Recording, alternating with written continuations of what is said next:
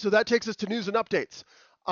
This is the same sort of thing that I give at the Austin RISC-V Summit.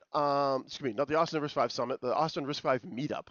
Um, but I will bring it down a little bit for this one, just because a lot of this stuff I don't know who's here yet. So let me know what's interesting and what's not, and we'll make adjustments accordingly. So news from RISC-V International. There's always good stuff on ISA development and various other odds and ends on the RISC-V journal. I highly recommend checking that out. The big thing that I want to tell you, especially as a chair of one SIG and a vice chair of another SIG, it's early in the year, so check to make sure that your calendar events match the links in the official RISC-V calendar. We've recreated meetings for the new year. That means they have new URLs for getting to Zoom. You don't want to be waiting for a Zoom that doesn't exist or thinking that the meeting's canceled when it isn't.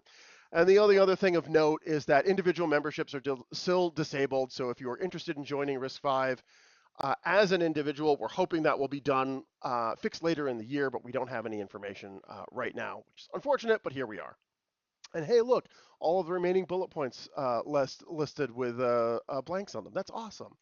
Something else for me to fix next time. Industry news. There were a lot of mergers and exits in 2025. So just kind of the big ones. Ventana is no more. They are now part of Qualcomm. Revos is no more. They are now part of Meta. MIPS is now part of Global Foundries, but still exists as MIPS. And Esperanto AI, unfortunately, had to close their doors. Their tech was acquired and then later open sourced by Anico, I think is how you pronounce that. I've never actually heard anyone say it, so I'm going to guess that's the correct pronunciation, and maybe I'm wrong. But those were kind of the big industry things that happened last year. 2026 is kind of quiet at the moment, but we're only 14 days in, so maybe it's going to get more interesting. Hardware news, this is kind of the big one.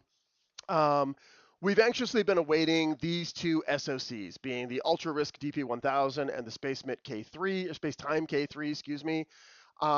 They were expected to be released in late 2025. They were fabbed, which is good news. We didn't have anything until a couple of weeks ago when my dear friend Weifu announced that they were actually fabbed, but they're stuck in a long packaging queue. So they're waiting to get that done. They're expected to be available in March. For those who are unfamiliar, the UltraRISC DP1000, it's mostly going to be available as a board called the Milk 5 Titan. Mini ITX board with standard DDR5 SIMs, which is a whole other problem with the world right now, is that we're going to have to buy memory for them.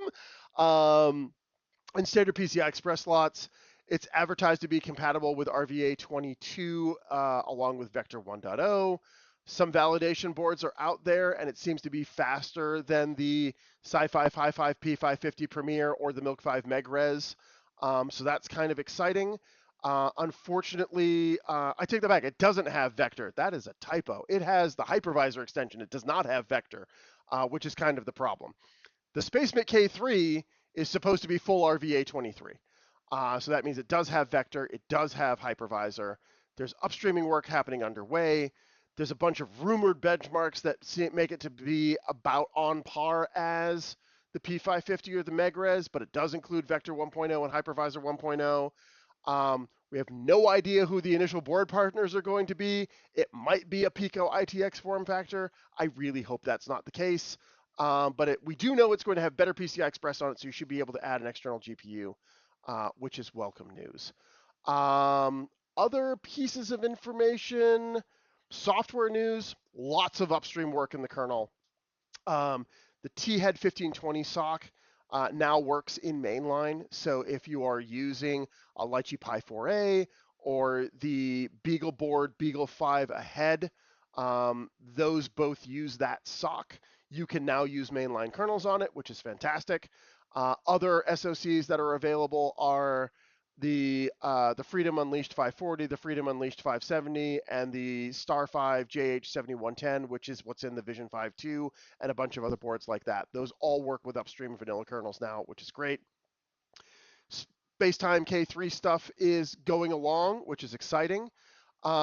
Many submissions to the unsupported imagination GPU cores. We've talked about this for several months in a few different meetings, but just to catch everyone up, there is a bunch of stuff to get the imagination GPU cores, which are basically used in all of the RISC-V SoCs, working. Some of not all of them are supported. There's many variants of it, which is kind of annoying, and there isn't a unified driver space. Right now, the primary focus has been the version of the core that's on the TH1520, and apparently a lot of that work carries over very nicely to the Spacetime K1, but I don't have any definitive information on that yet. I haven't been able to use a vanilla kernel with it to find out. We don't know what's in the K3, so we'll find that out at some point in the future. Um, the reason why they're listed as unsupported is because Imagination lists them as unsupported, yet they're doing the work to make them function. So we're not entirely sure what that means, but it is what it is. Having drivers is better than not having drivers, though, so that is a welcome addition. And there was a lot of great talks related to RISC-V at Linux Plumbers Conference this past December in Tokyo.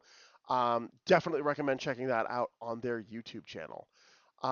We also have lots of Imagination GPU upstreaming work happening inside of Mesa, which is the major graphics stack inside of Linux, and improvements for Zinc. Zinc is what lets you run GL software on non-GL hardware, and none of the Imagination stuff supports GL. It's all what we call Vulkan first and Vulkan only, much like the Intel Arc graphics series.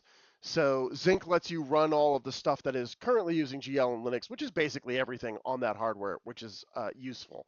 And we're starting to see some speed up of soft pipe stuff inside of Mesa using RISC-V Vector, which is welcome for the people who do not have the ability to change their graphics cards, or if we're having problems getting some of the other Imagination variants working.